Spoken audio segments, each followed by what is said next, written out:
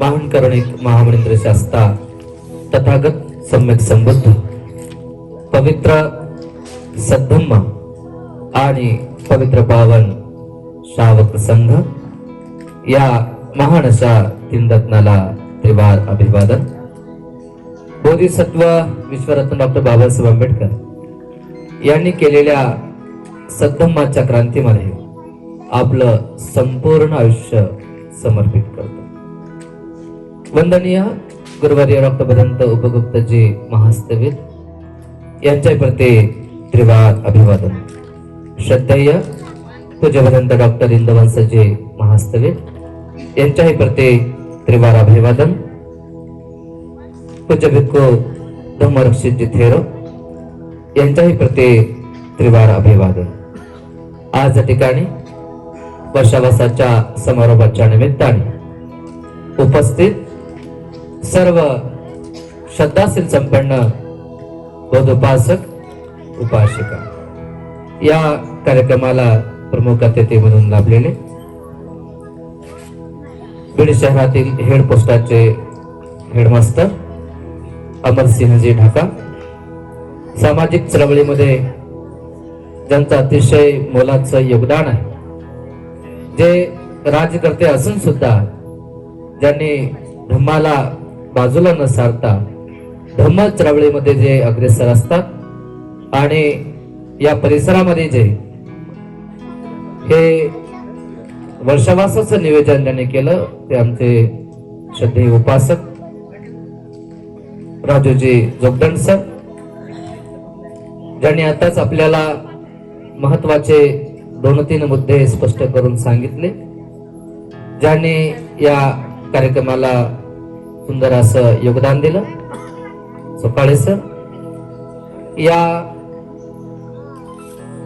वर्षावासामध्ये 3 महिन्यापर्यंत सतत विहारामध्ये येऊन ज्यांनी हा कार्यक्रम यशस्वी केला ती सर्व संयोजन मंडळी,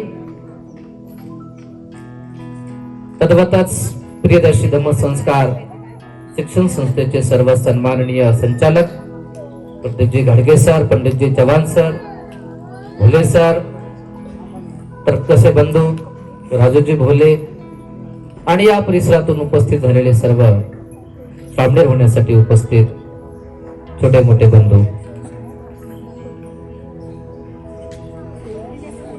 वर्षावासाची ही संस्कृती भगवान बुद्धाच्या काळापासून ते आजपर्यंत आहे.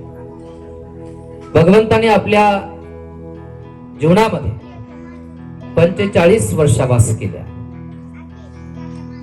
ही वर्षावासाची परंपरा तेव्हापासून ते आजपर्यंत भिक्खू संघाने टिकून ठेवली आहे. आणि जो बुद्धांचा विचार आहे, मी रात्री बोलताना सांगितलं की भगवान बुद्ध जेव्हा निर्माण होत होते तेव्हा भगवान बुद्धांना लोकांनी विचारलं, भिक्षूंनी विचारलं, भगवान आता तुमच्या पश्चात तुमचा उत्तराधिकारी कोण? तसं आपणही आपला वारसदार नेमतो ना, नॉमिनी आपण लिहून ठेवतो बँकेच्या खात्याकडे, इकडे तिकडे सगळीकडे, माझ्या पश्चात हा वारसा. किंवा आजही आपण इतर धर्मामधली संस्कृती आपण पाहतो की ह्याची गादी गेली की त्याला मिळते, त्याची याला मिळते. म्हणजे ही जी परंपरा, भगवान तुमचा उत्तराधिकारी कोण? तेव्हा भगवंत म्हणाले की माझा उत्तराधिकारी माझा धम्म आणि विनय. धम्म आणि विनयच माझा उत्तराधिकारी आहे. कुणी विशिष्ट व्यक्ती माझ्या धम्माचा उत्तराधिकारी होऊ शकत. मग नेहमी भगवंत धम्माला आणि संघाला महत्व द्यायचे, विनयाबद्दल चर्चा करायची. विनयाबद्दल बोलताना भगवंत नेहमी म्हणाले, भगवान बुद्धांनी त्यामध्ये सूट दिलेली आहे की एकदा जे काही विनयपीठ जे बनलेलं आहे एकदाच बनलेलं नाहीये. प्रसंगाने आवश्यकता पडेल तसे तसे नियम बनत गेले आहे. आणि त्यामध्ये सुद्धा मग भगवंताने सांगितलं की भिक्खू संघ एकत्रित येऊन आवश्यक असणारे विनय, आवश्यक असणाऱ्या गोष्टी तुम्ही कठोरही करू शकता आणि शिथिलही करू शकता परिस्थितीनुसार. म्हणून धम्म आणि विनय या 2 गोष्टी अत्यंत महत्वाच्या. आणि या 2 गोष्टी ज्या आहेत आज आपण इतिहास पाहतो, वाचतो, ऐकतो. जोही आज आपल्यामध्ये धम्म आहे, जेही आज आम्ही धम्मावरती बोलतो, जेही आम्ही धारण धम्म करतो, किंवा ज्या ज्या महापुरुषांनी, ज्या ज्या राजा महाराजांनी जो धम्म समजून घेतला तो भिक्खू करवी समजून घेतला आहे. जोही आज धम्म आपण टिकून ठेवलेला आहे तो भिक्खू करवीच टिकून राहिलेला आहे. भिक्खूने ग्रह त्याग करून, ग्रहहीन हो, डोक्यावरचे केस काढून, आपल्या आपतेस्थानचा त्याग करून, आपल्या इच्छा आकांक्षा, आपल्या भावनांचा त्याग करून त्यांनी आपलं संपूर्ण आयुष्य बुद्ध शासनाला जिवंत ठेवण्यासाठी घातलेलं आहे. हे बुद्ध शासन केवळ असं एखादी विशिष्ट काम करून जिवंत राहत नाही. तो जो धम्म आहे, जो विनय आहे, तो जोपर्यंत तुम्ही धारण करत नाही, त्याचा अंगीकार करत नाही, तोपर्यंत धम्म जिवंत राहत नाही. आपण अशी किती जरी पुस्तकं लिहू, प्रकाशित करून ठेवू, आज ना उद्या ती पुस्तकं संपणारी आहे. तसं आपण पाहिलं नालंदा विश्वविद्यापीठ त्या काळामध्ये होतं, राजा कनिष्काच्या काळामध्ये त्याला फार मोठं योगदान मिळालं. पण ते विद्यापीठात एवढी पुस्तकं होती की 6 महिन्यापर्यंत ती आग धगत होती, धगधगत होती. या गोष्टी नष्ट होऊ शकतात, पण माणसाने केलेलं आचरण, माणसाने स्वीकारलेलं जे तत्व आहे त्याला कोणी जाळू शकत नाही, त्याला कोणी संपू शकत नाही, त्याला कोणी चोरू शकत नाही. म्हणून बुद्ध म्हणाले होते की शील हे अलंकार आहे, शील हा दागिना आहे, शील हे धम्माचं मर्म आहे, शील हे धम्माचा गाभार आहे. जसं आपण पाहतो कुठलीही बिल्डिंग असू द्या, ती 1 मजली असू द्या का 10 मजली असू द्या, बिल्डिंग 1 मजली असू द्या का 10 मजली असू द्या, ती कशावर उभं टाकते हो? कशावर उभी टाकते? पायावर. आपणही एवढं मोठं आपलं धड आहे, भलेही आपलं पोट 70 किलोचं असेल, भलेही आपले हात 5-5, 4-4 फूट लांब असतील, भलेही आपल्या मांड्या फेंड्या मोठ्या मोठ्या असतील, पण आपले पाय अगदी छोटेसे आहेत, पण त्या पायावरती हे सगळं धड उभं टाकत असते. बरोबर? म्हणजे या जर आपल्याला पायच नसतील तर शरीर उभं टाकू शकेल का? नाही. तर उभं टाकायचं असेल, पाय रोवून तुम्हाला उभं टाकायचं असेल तर तुम्हाला या पायाची अत्यंत आवश्यकता आहे. तुम्ही पायच नाही घातला तर छत टाकू शकता? तुम्ही पायच नाही घातला तर भिंती बांधू शकता? नाही. म्हणून धम्माचा पाया काय असेल तर शील आहे. शीलं किरेव कल्याणं शीलं लोके अनुत्तर. शील हेच माणसाचं कल्याण करते, शील हेच माणसाला अनुत्तर अवस्था प्राप्त करते. एखादा माणूस किती प्रकांड पंडित आहे, किती भाषण करतो, किती बोलतो, किती काय देतो, याला कोणी महत्व देतं का? मी तुम्हाला नेहमी एक विचित्र गोष्ट नेहमी तुम्हाला मी सांगितलेली आहे, वर्षावासामध्ये सुद्धा आणि आमच्या महिलांना सुद्धा त्यांना उपस्थित धारण करण्यासाठी मी नेहमी एक गोष्ट सांगितली की एखादी महिला कुठल्याही समाजाची असेल किंवा आपल्या आजूबाजूची असेल, जर ती महिला जर शीलवान नसेल, तिच्याकडे चारित्र्य नसेल, तिच्याकडे जर तिचं चारित्र्य नसेल, ती कलंकित जीवन जगत असेल, ती व्याभिचार करत असेल, ती खोटं बोलत असेल, ती नशापता करत असेल, ती वाईट वक्त निंदालास्ती करत असेल, आणि अशी महिला तिने अंगावरती किती चांगले कपडे घातले, किती किलोचे दागिने घातले, किंवा किती घंटा ती म्हणजे बोलू लागली, सुंदर असं बोलू लागली, किंवा हजारो पुस्तकं जर लिहू लागली, तर खरंच सांगा मावल्यांनो, प्रामाणिकपणे सांगा, तिची किंमत तुमच्या नजरेमध्ये असते का? की जी शीलवान नाही, जिच्याकडे चारित्र्य नाही, जिच्याकडे नीतिमत्ता नाही, जिच्याकडे नीती नाही आहे, तर अशा महिलाकडे ज्ञान किती जरी असलं किंवा बाकी गोष्टी किती जरी असल्या, हे महत्वाचं आहे का? पण एखादी महिला गरीब आहे, तिच्याकडे सोनं नाही, पद नाही, प्रतिष्ठा नाही, तिला बोलता येत नाही, ती भाषण करत नाही, धन दौलत नाही आहे, काहीच नाही आहे, पण ती निष्कलंक जीवन जगते, ती चारित्र्यवान आहे, ती आपल्या पतीसोबत, आपल्या परिवारासोबत एकनिष्ठ आहे, ती व्यभिचार करत नाही, ती मिथ्याचार करत नाही, ती कामवासनेच्या बळी पडत नाही, ती खोटं बोलत नाही, ठगवत नाही, फसवत नाही, ती नशापता करत नाही. मला सांगा मावल्यानो, त्या व्यक्तीची, त्या बाईची किंमत तुमच्या नजरेमध्ये असणार का नाही? ती खरी व्यक्ती तुमच्यासाठी श्रेष्ठ ठरणार का नाही? मग मला सांगा, हे माणसाच्या जीवनाचा पाया आहे का? धम्माचा हाच पाया आहे. बुद्ध सरळ डॉक्टर बाबासाहेब आंबेडकर याच ग्रंथात सांगतात, धम्माचं काय आहे? धम्म म्हणजे नीती, नीती म्हणजे धम्म. सरळ धम्म म्हणजे काय हा चॅप्टर बाबासाहेबांनी दिले. आणि नीती ही नैतिकता, ही नीतिमत्ता म्हणजेच माणसाचं शील सदाचार. भगवान बुद्धाने आपल्या जीवनामध्ये दुःखमुक्त व्हायचं असेल तर 3 मार्ग सांगितले, जे महिलांना आणि पुरुषांना मी वारंवार सांगितले. एक शीलाचा मार्ग, एक सद्गुणाचा मार्ग आणि एक पावित्र्याचा, सदाचरणाचा मार्ग. या मार्गाचं जो व्यक्ती अनुसरण करेल ती व्यक्ती आपल्या जीवनामध्ये आपलं मंगल साधेल. म्हणून शील हा दागिना आहे म्हणले बुद्ध. बाकी किती जरी तुम्ही दागिने घातले तर त्याने म्हणून शोभून दिसत नाही, पण मनुष्य आपल्या चरित्राने शोभून दिसते, आपल्या जीवनाच्या पावित्र्याने शोभून दिसते. शीलंग हे शील दागिना, हे अलंकार आहे. शील हे एका ठिकाणी बुद्ध म्हणाले की धन आहे, धन की जे कमावणं खूप महत्वाचं आहे. आणि हे असं धन आहे की ज्याची कधी चोरी कोणी करू शकत नाही. हे असं धन आहे जे कधी नष्ट होऊ शकत नाही, हे कधी कुजत नाही, हे कधी सडत नाही, हे कधी नासत नाही, किंवा या ऊन वारा पाऊस हे कुणी या शिलाला नष्ट करू शकत. शिलाला बांधवांनो, डॉक्टर बाबासाहेब आंबेडकर एका ठिकाणी म्हणतात की भारतातल्या सगळ्या धर्माने शिलाला महत्व दिलं, सगळ्या धर्माने नीतीला महत्व दिलं. पण बाबासाहेब म्हणतात की इतर धर्मामध्ये शील किंवा ही नीतिमत्ता, नैतिकता ही रेल्वेच्या डब्यासारखी आहे. प्रवासी वाढले जोडा, कमी झाले काढून ठेवा. आपल्या आपल्या सवडीनुसार याचा उपयोग केला जातो. विशिष्ट ठिकाणी बोलल्या जातं, विशिष्ट ठिकाणी त्याचा वापर केला जातो या नीतिमत्तेचा, नैतिकतेचा, शीलाचा. पण बाबासाहेब आपल्या वाक्यामध्ये बोलतात की बौद्ध धर्मामध्ये शील म्हणजे रेल्वेचे डबे नसून रेल्वेचं इंजिन आहे. इंजिन आहे. डबे किती असले आणि त्याला इंजिनच नसेल तर डबे चालू शकतात का?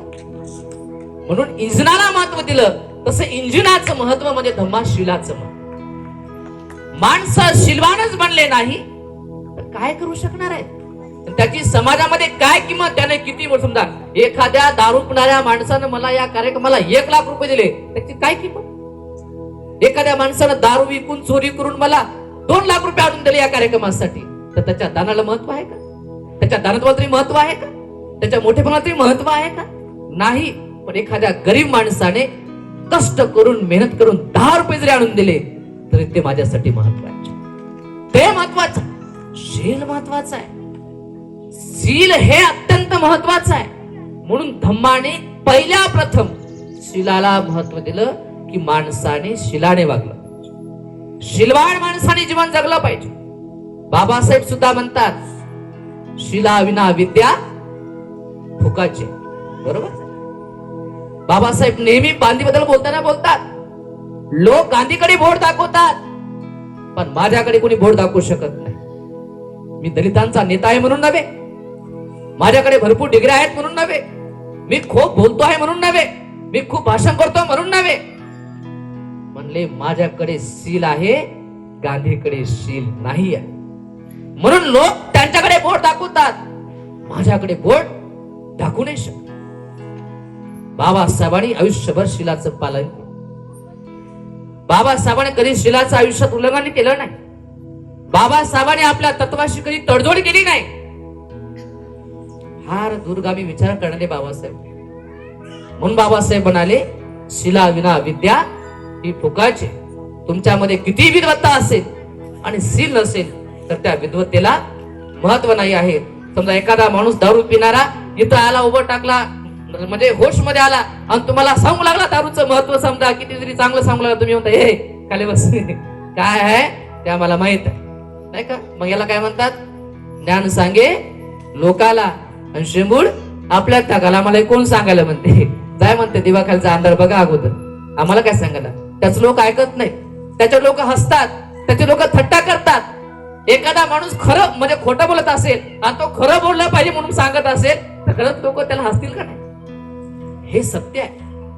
म्हणून बाबासाहेब ते स्वतः अगदी त्याचं पालन करायचे, तसे वागायचे, तसे जगायचे. आयुष्यात त्यांनी ते केलं आणि मग त्यांनी संदेशही देऊन ठेवला की शिलाविना विद्या ही फुकायची आहे, शील हे प्रधान आहे. कारण धम्माने ते शिकवलं की सगळ्यात अगोदर इथं आल्यानंतर बघा पहिल्यांदा दिलं जाईल ते शील.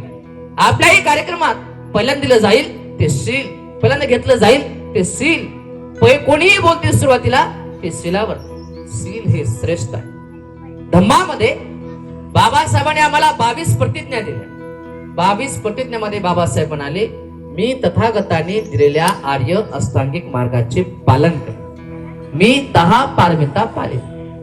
अष्टांग मार्गामध्ये 8 अंग दिले. सम्यक दृष्टी आहे, सम्यक संकल्प आहे, सम्यक वाचा आहे, सम्यक कर्मांत आहे, सम्यक व्यायाम आहे, सम्यक आजीविका आहे, सम्यक स्मृती आहे आणि सम्यक समाधी आहे. 8वां. तर हे जे अंग आहेत याला बुद्धाने 3 अंगामध्ये फोडलं आहे, ज्यामध्ये सम्यक दृष्टी आणि सम्यक संकल्प या 2 गोष्टी प्रज्ञेमध्ये मोडतात. सम्मा वाचा, सम्मा कमंतो, सम्मा व्यायामो आणि सम्मा आजीवो या गोष्टी सम्यक या गोष्टी आहेत, त्या गोष्टी मोडतात. ते समाधी शील.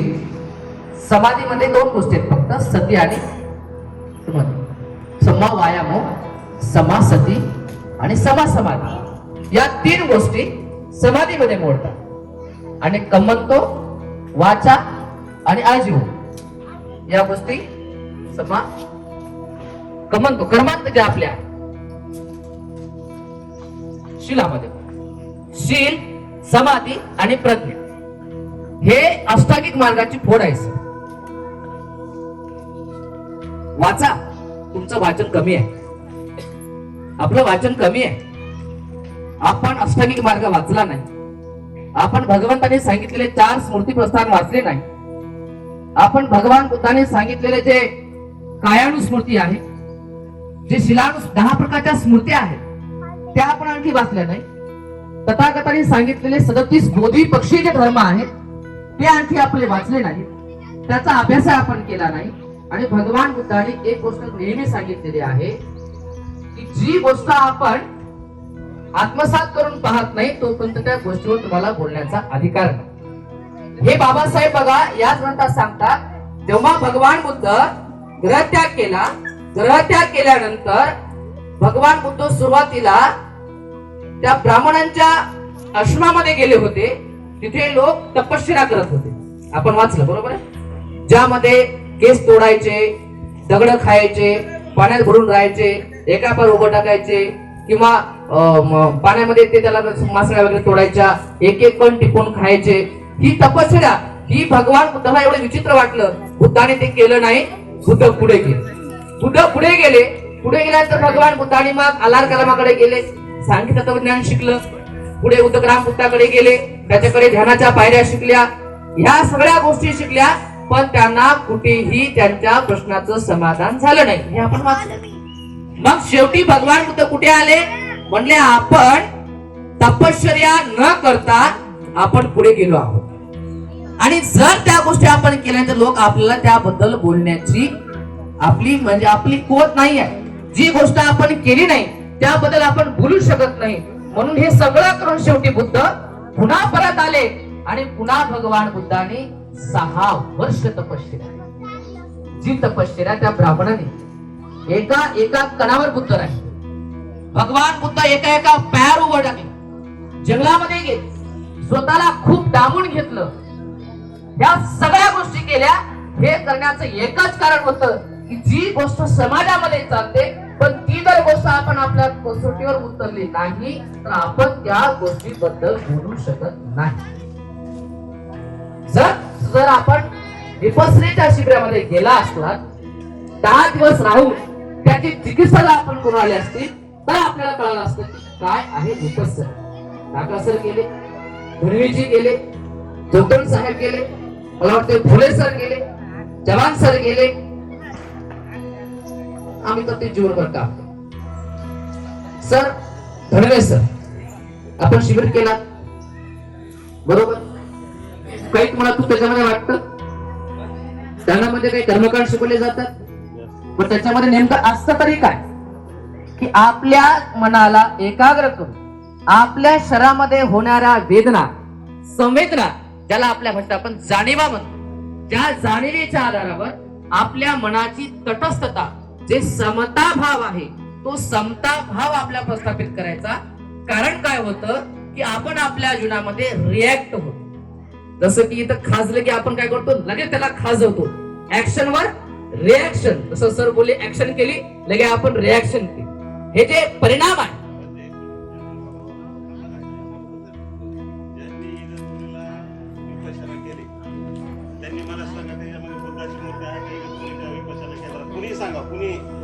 बुद्धाच्या मूर्तीला सर मूर्ती पूजा बौद्ध धम्मामध्ये नाही. तिथे सर्व जाती धर्म पंथ वंश देश विदेशातून महार मांगी कमी जातात, पण अदर कास्ट लोक येतात. बुद्धाच्या मूर्तीला, मी आताच तुम्हाला सांगितलं, मूर्त्या कधी आल्यात, नाही मग तिथ ना आपण कुठेतरी अभ्यासाला कमी पडला सर, कुठेतरी आपल्याला. मी काय चुकीचे बोललो आलो बांधवांनो, मी काय चुकीचे सांगतो आहे का? जे सत्य आहे, जो धम्म आहे, जो बुद्धाने शिकवला आहे, म्हणजे जर असं बोलल्यानंतर तुमच्या मनामध्ये गैरसमज होईल. उद्या तुम्ही शिबिरामध्ये येणार नाही आहे, उद्या तुम्हाला ह्या गोष्टी शिकणार नाही आहेत. आमच्या जीवनामध्ये बदल या गोष्टीमुळे झाला, आपल्या इंद्रियावरती संयम या गोष्टीमुळे आला. म्हणून संयमाचं जीवन केवळ ध्यानातून, केवळ आचरणातून आपण शिकतो. म्हणून मेडिटेशन हे बुद्धाचं मर्म आहे, समाधी हे बुद्धाचं मर्म आहे. आणि म्हणून आपण या समाधीला समजून घ्यावं. समाधी म्हणजे काय तर आपल्या चित्ताची एकाग्रता आहे. बुद्धाने सम्यक समाधी अष्टांग मार्गाला शिकवलेला आहे. अष्टांग मार्ग जाणा ना, ओळखा ना. सम्यक समाधी आपण बोलतो ना, काय आहे सम्यक समाधी? शुद्ध मनाची एकाग्रता, शुद्ध चित्ताची एकाग्रता. मन जोपर्यंत शुद्ध होत नाही, मन जोपर्यंत परिवर्तित होत नाही, तोपर्यंत आपण कुठलंही काम चांगल्या प्रकारे करू शकत नाही. आणि म्हणून हे धम्माचं मर्म आहे. लक्षात ठेवा, मौलाना एका मिनिटात सांगतो. सील हे समाधी पुष्ट करण्यासाठी, समाधी ही प्रज्ञा प्राप्त करण्यासाठी. शिलाशिवाय समाधी लागत नाही, समाधीशिवाय प्रज्ञा उत्पन्न होत नाही. मग शील समाधी प्रज्ञा, पाया भिंती आणि छत. प्रज्ञा हे छत आहे, आणि जेव्हा छत श्रेष्ठ होते तेव्हा ही पुढची पायरी आहे प्रज्ञा. जेव्हा प्रज्ञा प्राप्त होते तेव्हा प्रज्ञा ही श्रेष्ठ होऊन वर येते, आणि मग प्रज्ञा पुन्हा शिलाला पुष्ट करते, आणि मग शील हे माणसाला करुणावान बनवते. म्हणून बाबासाहेबांनी सांगितलं प्रज्ञा, शील आणि करुणा. ही प्रज्ञाशील करुणा अशी नाही होत. आधी शील समाधी प्रज्ञा आणि मग रिटर्न प्रज्ञाशील करुणा. ही लिंक आहे, हा धम्माचा गाभा आहे. म्हणून हे तोकडा अभ्यास करून जमत नाही. हे धम्म मर्म आहे धम्माचं. या मर्मात केल्याशिवाय, धारण केल्याशिवाय, आचरण केल्याशिवाय या गोष्टी होत नाही. आणि म्हणून ही तुमच्या मनातला संभ्रम जे तो आपण काढून टाकावा आपल्यासाठी. बघा, धम्मामध्ये आचरण महत्वाचं आहे. मी नेहमी आपल्याला सांगतो, धम्म आचरणाचा आहे, धम्म नर्तनाचा नाही, धम्म कीर्तनाचा नाही, धम्म भाषणाचा नाही. बुद्ध म्हणतात बोलणं खूप सोपं आहे. बुद्धावर बोलणारे भरपूर झाले, पण बुद्धाला स्वीकारणे खूप अवघड आहे. बुद्ध माणसाला सकारात्मकता शिकवतात, बुद्ध माणसाला नकारात्मकता शिकवत नाहीत. बुद्ध म्हणतात माणसाने सकारात्मक वागलं पाहिजे, आणि चांगला सकारात्मक माणसाने विचार केला पाहिजे. कारण माणसाचे नकारात्मक विचारच माणसाला मारतात, आणि माणसाचे सकारात्मक विचारच माणसाला तारतात. म्हणून माणसामध्ये सकारात्मकता असली पाहिजे. काही माणसं जीवनामध्ये संपतात ते केवळ निगेटिव्हिटी मध्ये संपतात. आयुष्यातून, समाजातून जे दूर होतात ते केवळ याच गोष्टीमुळे दूर होतात, कारण निगेटिव्हिटी असते. बांधवांनो, बुद्ध म्हणतात की माणसाने सकारात्मक वागलं पाहिजे. काही लोकांना सवयच असते की नकारात्मक नाही. म्हणजे जेवणामध्ये, उठण्यामध्ये, बसण्यामध्ये, झोपण्यामध्ये नेहमी आपल्या घरामध्ये आपण पाहतो, असं कुठं बोलावं का, असं कुठं वागाव काय, असं कुठं असते का, तसं कुठं असते का, असं कुठं करावं का, तसं कुठं करावं का. म्हणजे नेहमी नेहमी प्रत्येक गोष्टी म्हणजे जेवताना असं कुठं जेवावं का, बसताना असं कुठं बसावं का, एवढं कुठं बोलावं का, नाही का, असं कुठं असते का. म्हणजे प्रत्येक गोष्टीमध्ये निगेटिव्हिटी वागणारे लोक, असं कुठं असते काय, एवढं कुठं असते काय, एवढं कुठं करायचं असते का, असं काय, नेहमी निगेटिव्हिटी. बुद्ध म्हणता, अरे बरं झालं मेल्यानंतर या माणसाच्या शरीरामध्ये चेतना नसते. आता तिथंही म्हणला असता असं कुठं रचाव काय, असं कुठं जाळाव काय, असं कुठं कुचकाव काय, तिथेही तो बोलला असता. बरं झालं म्हणले बाबा याच्या मेल्यानंतर अंगात जीव नसते. आता तिथेही तो असा बोलला असता, तिथेही काहीतरी म्हणजे खोड कालीच असते. बांधवांनो, सकारात्मक एखाद्या गोष्टीकडे बघण्यासाठी सकारात्मकता आपल्यामध्ये असली पाहिजे. एखाद्या कार्य करताना, कृती करताना एका चांगल्या अँगलला आपण बघून त्याला सकारात्मकतेने घेऊन आपण त्याला पुष्ट करण्याचा, त्याच्यामध्ये प्रगती साधण्याचा प्रयत्न आपल्या जीवनामध्ये केला पाहिजे. ही सद्भावना या ठिकाणी आपल्याला कर्तव्य आहे. या ठिकाणी ही मुलं 10 दिवस जीवन जगणार, 15 दिवस जवळपास आपल्याकडे असणार आहे. आपण म्हणतो ना, जे आडात आहे ते पोऱ्यामध्ये येईल. आडातच काही नाही तर पोऱ्यामध्ये काही येईल का, नाही. आपण मायबाप आपल्या मुलांना काही चांगलं शिकवत नाही म्हणून आपली मुलं वाईट बनतात. पोटातून कोणी वाईट बनत नाही आणि पोटातून कोणी चांगलं बनून येत नसतो. तो चांगला किंवा वाईट बनतो या वातावरणामध्ये जगत असतात. म्हणून मी एक गोष्ट नेहमी सांगतो, तुमचं शेत, तुमची जमीन कितीही चांगली आहे, किती चांगली आहे, पण तुमच्या शेतामध्ये जर तुम्ही बीजच चांगलं टाकलं नाही, त्याची नांगरणी वखरणीच केली नाही, त्यामध्ये पेरणीच केली नाही, तर तुमच्या शेतामध्ये चांगलं पीक येईल का, येईल का, नाही. मग तुमच्या शेतामध्ये तुम्ही चांगल्या गोष्टी पेरल्या नाही तर तिथं काय येईल, काय येईल, तण येईल, गाजर गावतील, तरोटा येईल. पण तुमची जमीन खरबाड का असणार, पण तिला तुम्ही नांगरलं, वखरलं आणि त्याच्यामध्ये चांगल्या बीजाची पेरणी केली तर पीक चांगलं येईल का, नाही येईल. तसं तुमची मुलं किती गोंडस आहेत, किती गोड आहेत, किती सुंदर आहेत बाबा, त्यांची मनही खूप चांगली आहेत बाबा, पण तुमच्या मुलाच्या मनावर जर तुम्ही सुसंस्कार टाकलेच नाही तर काय होईल, ते ऑटोमॅटिक वाईट संस्कार धारण करतो. म्हणून वाईट संस्कार धारण त्यांनी करू नये म्हणून चांगले संस्कार त्यांच्यावरती घालणं हे अत्यंत आवश्यक आहे. म्हणून आपल्या मुलांना चांगलं घडवण्यासाठी रोजच्या रोज पेपरला ज्या बातम्या येतात ना तर मन उद्विग्न होतं. औरंगाबादची गोष्ट आहे, 8 दिवसापूर्वी घडलेली, मी तुम्हाला पाठीमागे सांगितली. एका 17 वर्षाच्या मुलानं, प्राध्यापक शिंदे काहीतरीचं नाव आहे, पेपरला आपण वाचला असेल, 17 वर्षाच्या मुलाने स्वतःच्या बापाची हत्या केली. आज 1 महिना होत आहे जवळपास, अशी हत्या केली की आणखी सुद्धा त्याला अटक करू शकले नाहीत, कारण त्याने सबूतच काही ठेवलं नाही.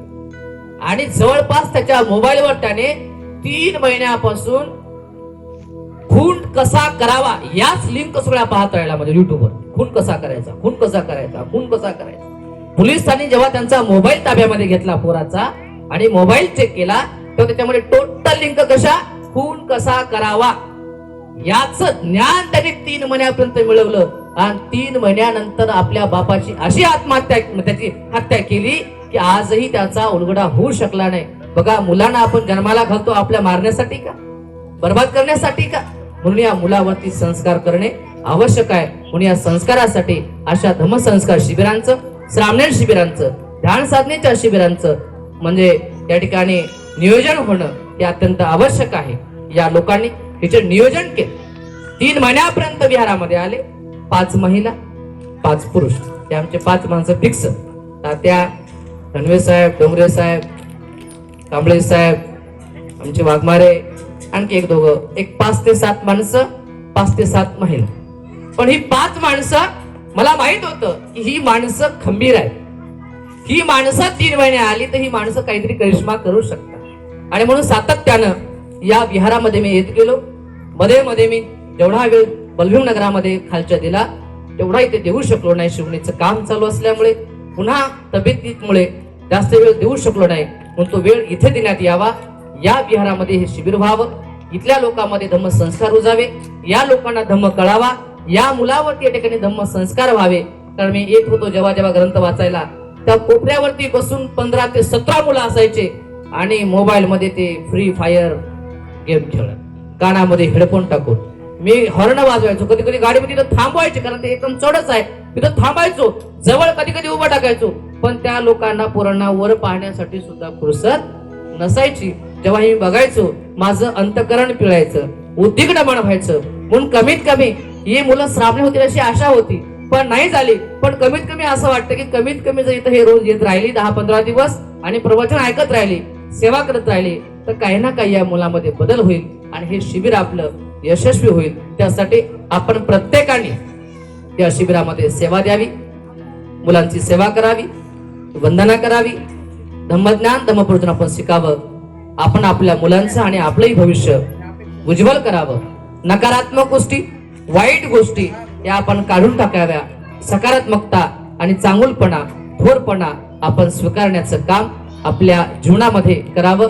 एवढाच आशावाद या ठिकाणी व्यक्त करतो आणि या ठिकाणी थांबतो. सर्वांचं मंगल हो, सर्वांचं कल्याण हो. साधु साधु साधु. बुद्धं नमामि, बुद्ध को नमन करता हूँ. धम्मं नमामि, धम्म को नमन करता हूँ. संघं नमामि, संघ को नमन करता हूँ.